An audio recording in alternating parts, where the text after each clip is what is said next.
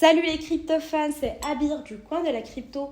Aujourd'hui, on s'attaque à un événement crucial pour le Bitcoin, le halving. Avant que la vidéo commence, je vous invite à vous abonner, de laisser un like et d'activer la cloche. Comme ça, quand je sors une vidéo, vous êtes notifiés et vous faites partie des premières personnes à la regarder et vous pourrez profiter en premier des opportunités en temps réel. Merci de bien faire vos propres recherches avant d'investir votre argent et de seulement investir l'argent que vous pouvez vous permettre de perdre. Je vais vous expliquer en quoi consiste cet événement et pourquoi c'est un moment clé pour le Bitcoin et son écosystème. Qu'est-ce que le halving? Le halving, littéralement, c'est réduction en moitié. Est un mécanisme inscrit dans le code source du Bitcoin. Tous les 210 000 blocs minés environ, soit à peu près tous les 4 ans, la récompense accordée aux mineurs pour la validation d'un bloc est divisée par 2. Pour vous illustrer un peu, avant le halving, les mineurs recevaient 50 bitcoins par bloc validé. Et après le halving, la récompense tombe sur 25 bitcoins par bloc. Maintenant, parlons pourquoi le halving existe-t-il. On peut se demander pourquoi diviser en deux la récompense des mineurs.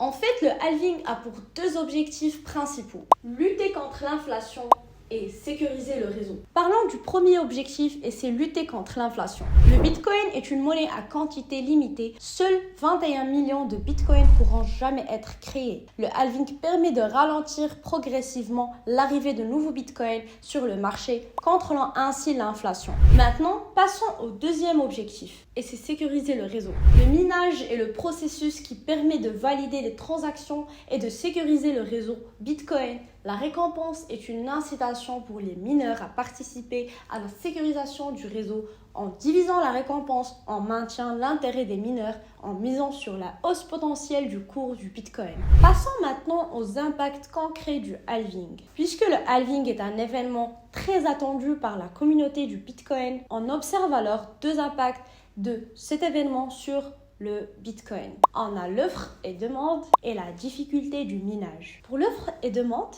en réduisant la quantité du nouveau Bitcoin disponible, le halving peut influencer le rapport entre l'offre et la demande. Si la demande reste stable ou augmente, le prix du Bitcoin pourrait grimper. Et concernant le deuxième impact, ce qui est la difficulté du minage, le halving a également un impact sur la difficulté du minage. Pour maintenir le temps de création d'un bloc stable, la difficulté du minage s'ajuste automatiquement. Avec une récompense divisée par 2, il devient plus difficile de miner des bitcoins.